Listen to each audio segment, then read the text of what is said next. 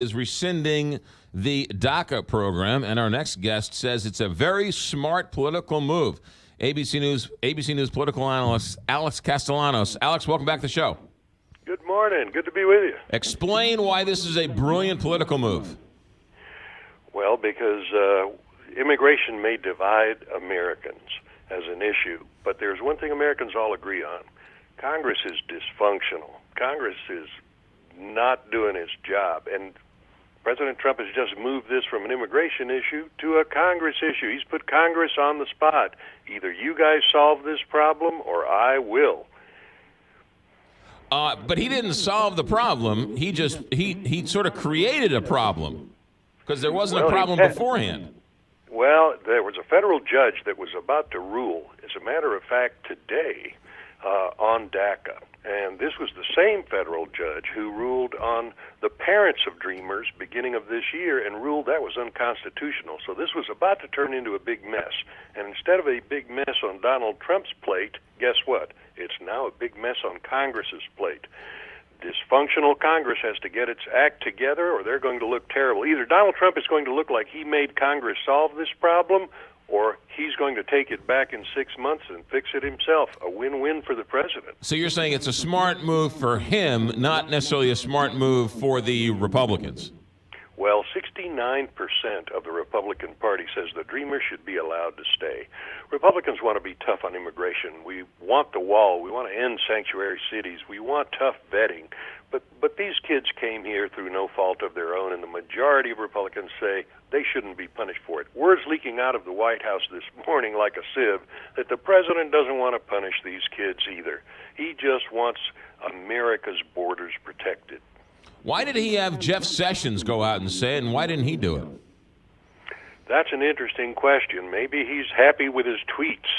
You know, Donald Trump is not known to be shy, so he's still out there on the issue. But I think Sessions was out there addressing the constitutionality, why the president had to act. This was not done in a constitutional manner by the Obama administration. And who said that?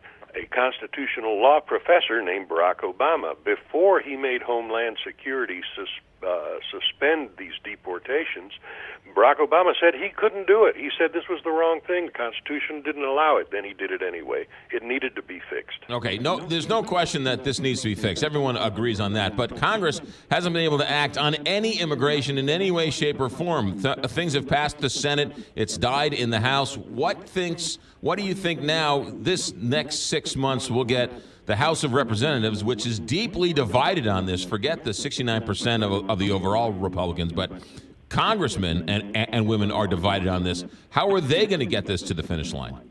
That's a good question. Congress is so right now inept on just about divided on everything. But maybe there's one thing in Congress that Democrats and Republicans agree on, and that's that they ought to be reelected, and that they don't want to look uncaring, and that they maybe don't want to put these kids, out on the streets and look cruel and mean. Especially here we are looking at the damage that Hurricane Harvey has done. We're waiting for Hurricane Irma, and this is not a good time to look uncaring. So maybe this is one where Republicans and Democrats can actually get together.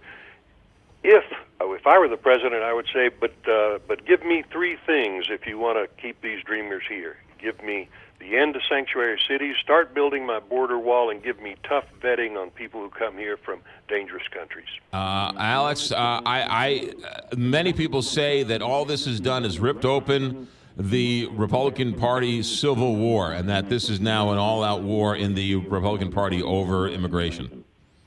Well, I think the Republican Party's been at war for a long time, not just on this issue. The Republican Party here in Washington is visionless and directionless and leaderless. If you can, for example, answer this question: who's attacked the Republican Party in Washington more over the past 6 months, Donald Trump or the Democrats? It's been Donald Trump. There's been an all-out war. So right now we have three parties in this country: Democrat, Republican, and Donald Trump. Alex Castellanos, we'll leave it there. Great analysis. ABC News political analyst Alex Castellanos. Thanks for checking in. Good to be with you. 7:10. Big